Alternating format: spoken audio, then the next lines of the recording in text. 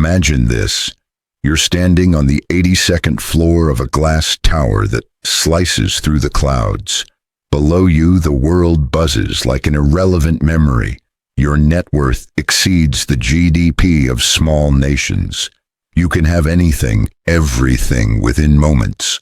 Private islands, governments in your pocket. AI-powered empires running like clockwork. You've won. And yet, something's off. You glance at your own reflection in the window, distorted by the curvature of the glass.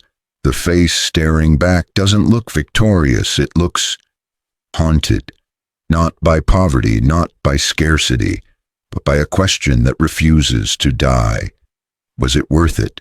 Your body is here, in the penthouse, but your mind, it's stuck somewhere in the past, clawing through years of obsession, sacrifice, strange awakenings, and 1,000 forks in the road where you chose differently than most.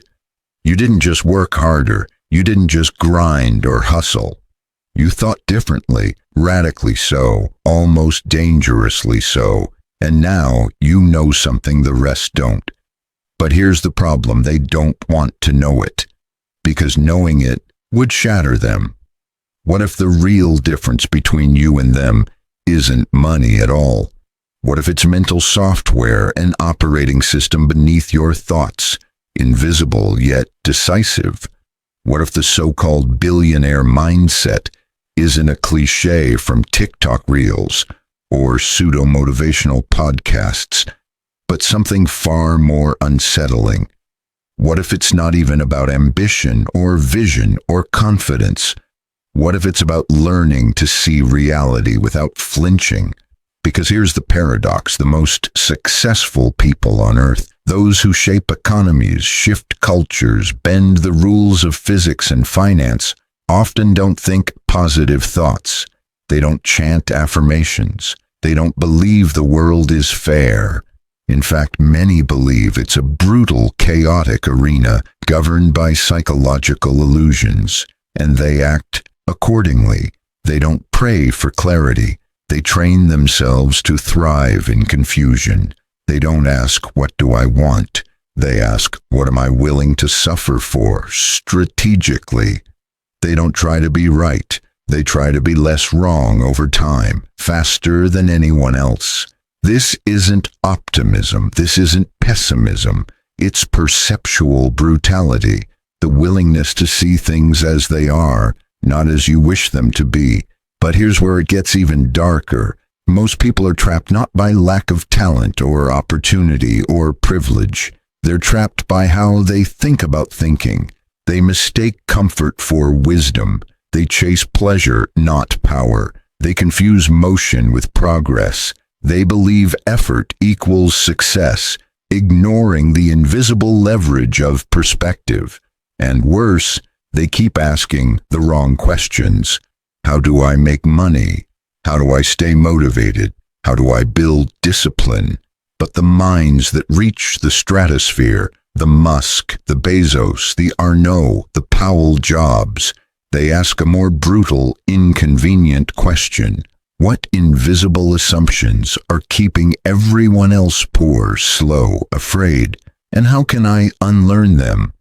Because most of what we call thinking is actually just remembering, regurgitating what society trained us to believe. School, parents, media, religion, culture. We inherit mental frameworks like family heirlooms, never questioning if they're cursed.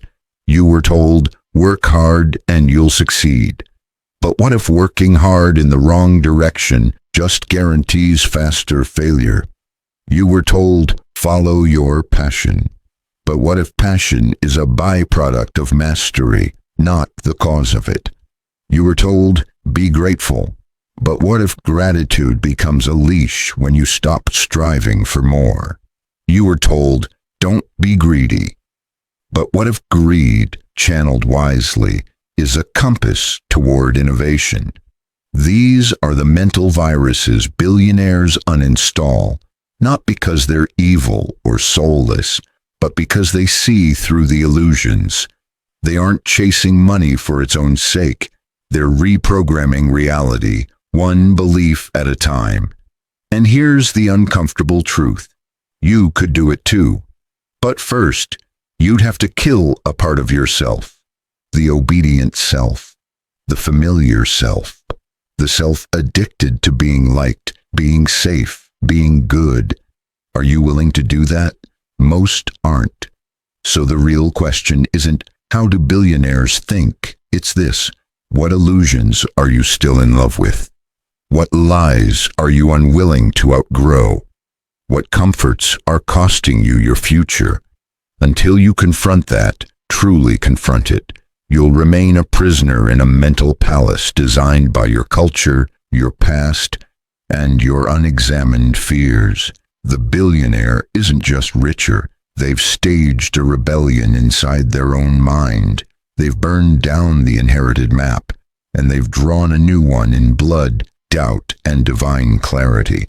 Now ask yourself, would you? Could you? Should you? Because the next step is irreversible. Once you see the hidden machinery beneath your thoughts, you can't unsee it. There is a war inside your mind, not the dramatic kind with sirens or smoke or shattered glass. No, this one is quieter, more dangerous for its invisibility. It lives in the pause between your thoughts. It speaks in the tone of your inner voice, the one you didn't choose but repeat every day. And the most terrifying part, you think it's you. You think your desires are yours. You think your fears are yours. You think your goals, your dreams, your very identity emerged from some sacred inner chamber of self. They didn't. They were installed. From the moment you opened your eyes as a child, the world began shaping your mind with tools you never saw. Language, reward, shame, stories, approval. Every reaction from a parent, every lesson from a teacher, every cartoon, ad, religious whisper, and cultural tradition. Each was a chisel against the marble of your raw consciousness. And what was left behind? An obedient statue, a well-trained ego, a self-designed not for greatness, but for survival in a social game you didn't even know you were playing. Carl Jung called this the persona, the mask we wear to function in society, crafted not from authenticity, but from necessity. The problem, as he warned, is that people will do anything, no matter how absurd, to avoid facing their own soul. And so most never meet who they truly are. They meet a mirror of society. They live a script, not a life, and they call it me. But beneath the persona, deeper still, lives what Jung called the shadow, everything you've disowned to fit in. Every selfish impulse, every unacceptable desire, every raw, chaotic, potentially genius spark that school and shame taught you to hide. And here's the twisted irony. The mindset of billionaires often lives in that very shadow, because when society says don't be arrogant, they hear be so confident it's offensive. When school says follow instructions, they learn question the premise of every rule. When culture says be kind, they ask, what's the cost of kindness when the system is broken? This is where Nietzsche becomes the ghost in the machine. He wrote, you must become who you are. Not in the soft Instagram meme sense. He meant it as a call to radical self-confrontation, to peel back the layers of programming and ask, what does the world need me to be, and what is trying to emerge through me despite that? Billionaire thinking is often not heroic. It is unflinchingly existential. It doesn't ask, what job should I get? It asks, what structure of the world is outdated, and how can I destroy it? It doesn't ask, what's the safest way to success? It asks, what sacred cows must be slaughtered to see the truth? And so, inevitably, this way of thinking makes you dangerous. not because you harm others, but because you threaten the consensus. Aldous Huxley, in Brave New World, warned of a future not where books are burned, but where people no longer care to read them. Not a world of censorship, but of self-domestication. A world where comfort has replaced critical thought. Look around. Have you noticed that every convenience offered by modern life comes with a subtle leash? The algorithm decides what you desire. The feed tells you what to believe. The interface becomes your new religion. Flawless, frictionless, thoughtless. This is not a conspiracy. It is a psychological design, a matrix of distraction and dopamine. A dopamine drip feed so perfectly tuned to your patterns that you stop questioning your hunger and instead let the machine tell you when to eat. Enter Schopenhauer, who once said, "A man can do what he wills, but he cannot will what he wills." Think about that. You believe you are the captain of your fate, the thinker of your thoughts. But if your very will, your deepest motivations, are themselves programmed by a force outside you, are you free at all? Or are you just useful? Useful to systems that need consumers, useful to companies that need employees, useful to ideologies that need believers. But usefulness is not truth. It is not freedom. It is not power. And billionaires, they outgrow the need to be useful. They stop asking for permission. They stop reacting to signals designed to keep the masses manageable. They confront the brutal origin of thought itself. Viktor Frankl, survivor of the Holocaust and author of Man's Search for Meaning, discovered something terrifyingly beautiful in the depths of human suffering. He wrote, "Between stimulus and response, there is a space. In that space is our power to choose our response. In our response lies our growth and our freedom. That space, it's where billionaire thinking is born. It's the pause between wanting and acting, between fear and submission, between comfort and clarity. That space is where your programming can be interrupted, rewritten, remade.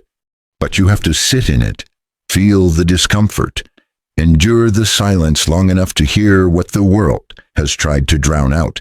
And most people won't, because it's easier to stay busy, easier to stay entertained, easier to repeat slogans like, just be yourself, trust the process. Good vibes only. But billionaire minds are not forged in vibes. They are born in intellectual violence, the kind that tears down everything false until only clarity remains. So now we arrive at the first great wound. You were trained to avoid your own mind. You were taught to fill it with answers, not questions, to seek applause, not truth, to pursue success, but never examine who defined it for you. This is the hidden problem. It is not laziness. It is not fear. It is not even ignorance. It is over-identification with thoughts you didn't choose, stories you didn't write, and beliefs that serve someone else's dream. So now the tension deepens. If you cannot trust your programming, if your goals were shaped by hidden architects, if your very desires may be manufactured, then who or what is truly in control? That is the real terror, and that is what we explore next. Because once you see the puppeteer behind your thoughts, you'll begin to understand the true price of staying asleep and the even higher cost of waking up. You wake up, you check your phone, you scroll, you like, you compare, you chase dopamine like a lab rat who doesn't realize the maze was designed by someone else. Then you dress, you go to work. You perform tasks that were defined by someone else, in a company built by someone else, within an economy sculpted by forces you've never met, and you call it freedom. But deep down, something's rotting. You feel it, a quiet emptiness behind your achievements, a static hum of anxiety behind every goal, a voice you don't recognize whispering, "This isn't it." This was never it. You wonder why the promotions don't satisfy, why the vacations feel like borrowed peace, why your dreams seem to run away the closer you chase them. Here's the answer you weren't supposed to find. You're not broken. The system is. Every generation is handed a myth. Yours was this: if you play the game right, you win. But no one ever asked who built the game or what winning actually means. And this is where the unseen consequences begin. You are living someone else's definition of success. And because of that, every step forward feels like betrayal. You're climbing a ladder that's leaning against the wrong wall, but you don't dare jump because fall is terrifying and everyone else is climbing too, so it must be right. Right? That's the delusion, not failure, but false progress. And this false progress, when repeated daily, year after year, becomes something more sinister than failure. It becomes soul erosion. Here's how the trap works neurologically. The human brain is a prediction machine. It craves certainty because uncertainty once meant death. So we evolved shortcuts called cognitive biases to help us feel safe in a chaotic world. But those same shortcuts now imprison us. Status quo bias makes us fear change, even when the current path is killing us. Confirmation bias makes us cling to old beliefs, even when new evidence screams otherwise. Loss aversion makes us avoid risk, even when inaction is the greater danger. Billionaire minds don't escape these biases. They learn to confront them, to treat their own thoughts like code, auditing every belief for bugs, every desire for viruses, because they know the mind is not your ally unless trained. Untamed, it becomes a tool of cultural sedation. Society rewards sedation. The education system doesn't cultivate genius. It manufactures obedience. Designed during the Industrial Revolution, it wasn't built to raise visionaries. It was built to raise workers, replaceable, predictable, compliant. You were taught to ask, how do I fit in? Not, how do I break the mold? You were taught to memorize, not to question, to pass tests, not to create tests. The result? You grow older, but not wiser. You grow richer, but not freer. You consume more, but feel less. You chase wealth, but become poor in the one currency that matters: agency. Culture amplifies this trap. It creates a loop so subtle you don't even see it happening. 1. You're shown an image of success.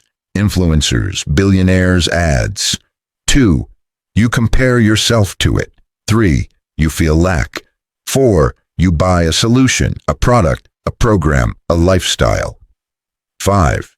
You feel temporary relief. 6. You return to step 1, over and over again. It's not commerce, it's psychological conditioning. An attention economy fueled not by value, but by your insecurity.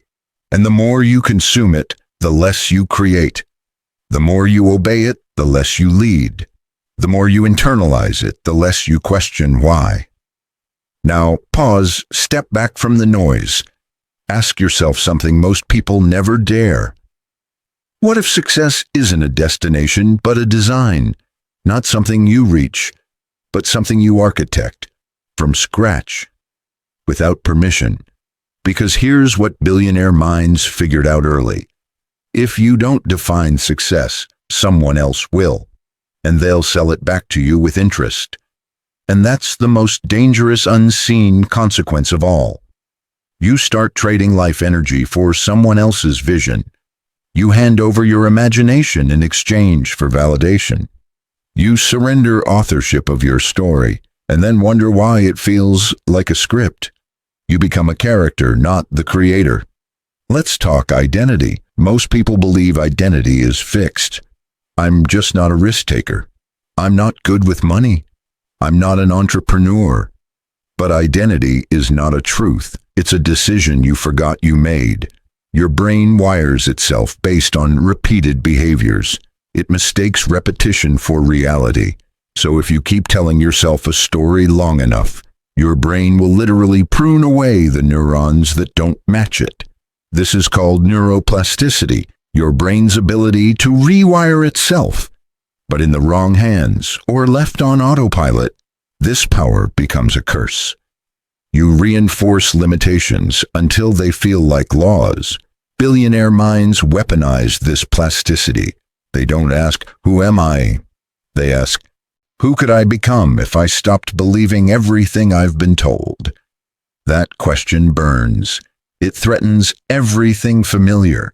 It requires killing versions of yourself that feel safe. And most people won't do it, not because they can't, but because they fear becoming a stranger to their old life.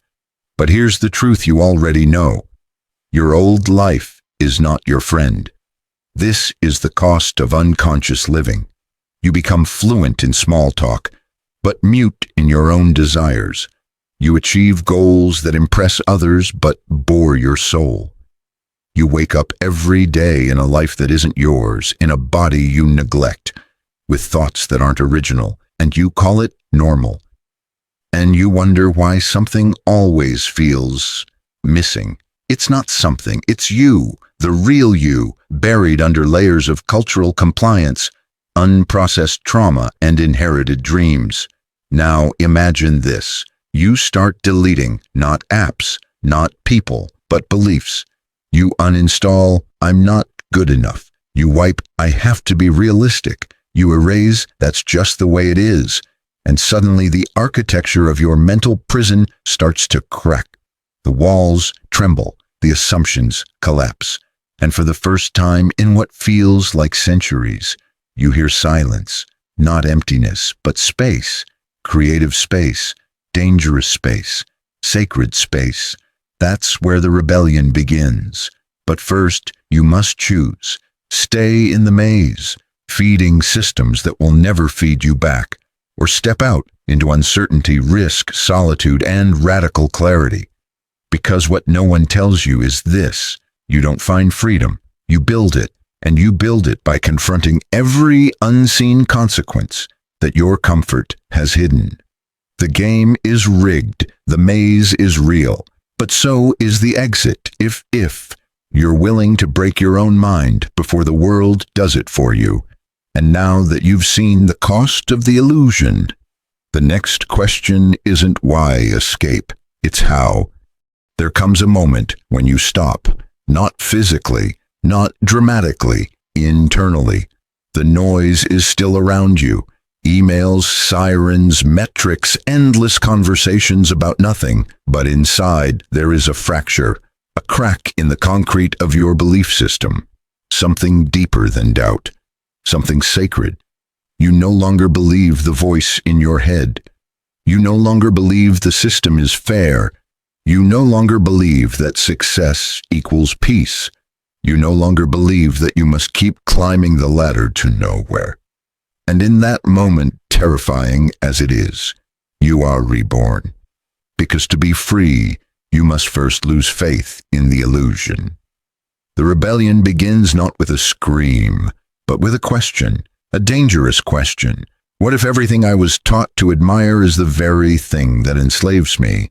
Billionaire thinking doesn't start with ambition, it starts with betrayal of inherited assumptions. It requires courage not to believe more, but to believe less, to subtract, to question the sacred, to dismantle the parts of your personality that were installed to keep you tame. It's not an evolution, it's a psychic revolt. And every revolution begins with a defector. Now, you stop believing in guarantees. You stop waiting for permission. You stop pursuing goals that impress the people you secretly resent. And instead, you start listening, for the first time in your life, to the part of you that was buried beneath the noise, the outlaw, the architect, the philosopher king. That voice is quiet, at first, timid, used to sunlight, but it carries blueprints. Not for a better version of the life you have now, but for a new operating system entirely. Let's break this down. There are 3 pillars that define the mindset of those who escape the maze, and enter the upper echelons of thought, creation, and influence. Not just billionaires in wealth, but billionaires in clarity, agency, impact. 1.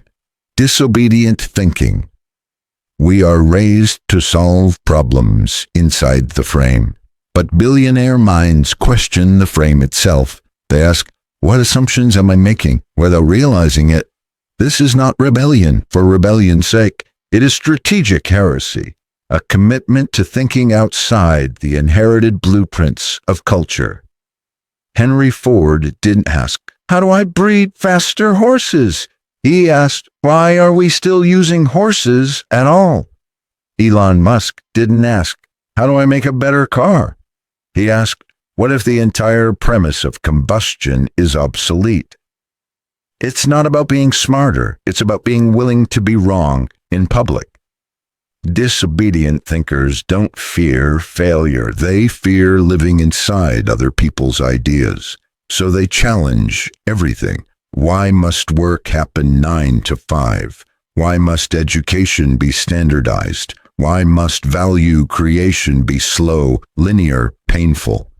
The moment you question the invisible rules, you begin to reclaim authorship of your world. 2. Brutal self-honesty. There is no rebellion without truth, and no truth without cost. Billionaire thinkers don't lie to themselves. They don't say, I'm doing my best when they know they're hiding. They don't say, I just need more time, when what they really need is more courage. They conduct internal audits, brutal, recurring, sacred. They ask, what am I pretending not to know? Where have I settled? Who would I be without my favorite excuses? Most people construct identities based on convenience, but rebellion requires constructing identity around conviction. And that means burning down the parts of you built on fear, even if it hurts, especially when it hurts. 3. Anti-fragile vision. You are not truly free until your purpose can survive failure, ridicule, and solitude. Most people pursue goals that are fragile, tied to praise, tied to timing, tied to market validation. But the rebels, they build anti-fragile dreams. That means the more the world resists them, the stronger they become. Nietzsche again whispers from the past, that which does not kill me makes me stronger, but more than that, it clarifies. Every rejection sharpens focus. Every setback refines direction. Every collapse reveals what was never meant to stand. Your mission must be deeper than profit, deeper than ego, deeper than the shallow applause of an algorithmically manipulated crowd. Your mission must be tied to something that would still matter if no one ever gave you credit. That's anti-fragility. That's rebellion forged into resilience. Now you ask, how do I begin? What does this look like in real life? Start here. Radically audit your goals. Ask, whose dream is this? Who benefits if I achieve it? Would I still want this if no one could see me win? Limit external input. Delete 90% of the voices in your feed, not because they're wrong, but because they're loud. You need silence to hear your own signal. Write your personal commandments, not affirmations, not goals, laws, beliefs you choose consciously. Revisit them daily. Burn the rest. Design your identity deliberately. Don't let your past dictate your self-image. Build your personality like a product, tested, evolved, refined. Practice strategic solitude. Disconnect not to escape, but to recalibrate. Create sacred space. Solitude isn't loneliness. It's where empires are imagined. Do one thing every week that scares you socially, not physically, socially. Because freedom lives just past the edge of embarrassment. You were trained to fit in. Now is time to disappear. Not forever, not from my life, but from the machine that tells you to. Rebel minds disappear from the noise long enough to re-emerge with power, the kind of power that bends reality, not because it's loud, but because it's aligned. They don't rush to fill the silence. They use the silence to write new maps. And when they return, they no longer ask for seats at the table.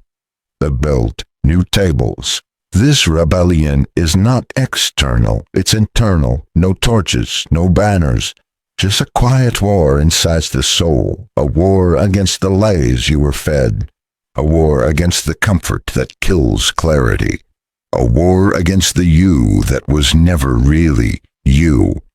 And if you win that war, even once, even for a day, you'll feel it, a sudden expansion in your chest, a new kind of breath, a moment where you're not chasing life anymore, because you're creating it.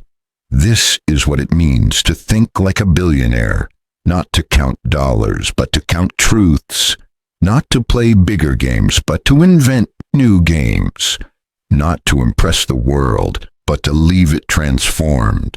The rebellion is not easy, it is not safe, but it is holy. And now that you've seen the first edge of freedom, there's only one step left, the final one. The revelation that ends the illusion forever. You've heard the whispers. You've cracked the walls. You've rebelled against the maze. But now comes the part that no one warns you about, the part most never reach. The moment after the rebellion, the silence after the storm. What do you do when the old world has burned down and the new one hasn't yet arrived? You stand in the ashes, no applause, no instructions, just you, alone, staring at the blank canvas of your existence. And then it hits you like a whisper louder than thunder. There is no map. There never was. This is the final truth, the hardest, the deepest, the most liberating. Reality is not found. It is authored, and you are the author, not the government, not your parents, not your mentors, your trauma, or your genes. You. You are the scriptwriter of your consciousness, the architect of your meaning, the sculptor of your identity, and the realization is both terrifying and divine. You have no limits and no excuses. But wait, you feel it, don't you? That surge of responsibility, that uneasy weight. Because when you realize you are the source, not the victim, not the echo, but the origin, you also realize something else. You can't blame anymore. You can't blame society. You can't blame capitalism. You can't blame your childhood or your ex or the economy. You can't even blame your fear, because now you know fear was never the enemy. Fear was a mirror. Fear showed you where you were outsourcing your freedom. And now that you've taken it back, there's nowhere left to hide. This is what billionaire minds confront in solitude. When the noise fades, not how to scale faster, not how to monetize quicker, but this: how do I build a life that's mine? Not as a reaction, but as a revelation, because most lives are built in reaction. I never want to be poor again. I'll prove them wrong. I'll make it so they never leave me. I'll be so successful that I'll finally feel safe. These are not visions, they are wounds with bank accounts. But the mind that reaches this final truth sees beyond revenge, beyond validation, beyond even legacy. It begins to ask the real questions. What is worth suffering for? What beauty would I create if no one could take it from me? Who would I be if I lived not for applause, but for awe? You want to know the secret, the real one? It was never about money. It was never about scale or exits or followers or Forbes covers.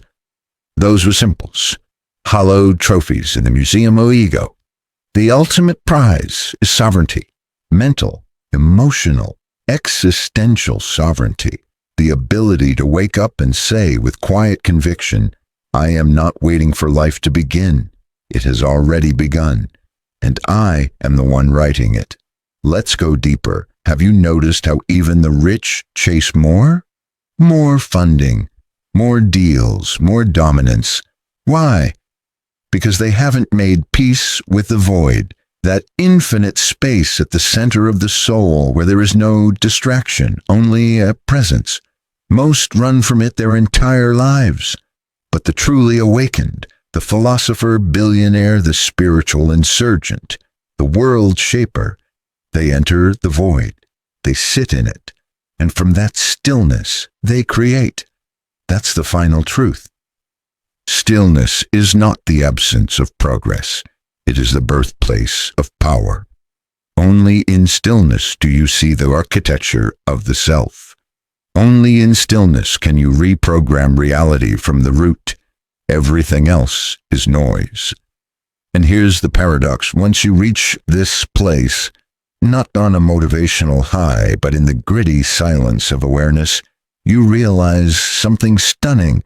You don't need success to feel free, because success was never the path. Success was the shadow cast by alignment. You align yourself with your deepest truth. You pursue what expands you, not what inflates you. You create not for validation, but as an act of devotion. And then, like gravity, the world bends towards your clarity, not always fast, not always fair, but inevitably, because nothing is more magnetic than a human being who has made peace with themselves. Let this settle in your bones. The billionaire mindset isn't a strategy, it's a state where you stop measuring your life in likes and start measuring it in moments of radical self-respect. You stop waiting to be chosen and start choosing yourself. You stop hustling to escape fear and start creating to express truth. In this state, you become ungovernable, not through force, but through alignment. You don't rebel with rage. You rebel with radiance. You don't scream, you shine. You walk into rooms with nothing to prove. You build without needing to be understood. You speak as if the universe is listening, because it is. So now we arrive at the edge. You've peeled back the layers. You've seen the maze, the mirror, the mask, and finally, the maker. And the only question left is, what will you create now that you know you are free? What will you create now that you know you are free? Because the true billionaire is not the one with more assets, but the one with fewer illusions, the one who sees through the lies and still chooses to build, the one who has every reason to conform and still dares to write new myths. That can be you, not someday, not when you hit your number. Now this breath, this second, this choice.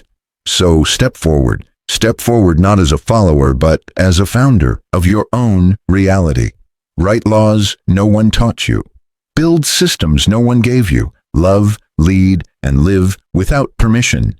And if the world calls you mad, remember, every prophet was called mad before they were called genius. And every cage is invisible until you see the door. You've seen it now. Open it, walk out, and never, never look back.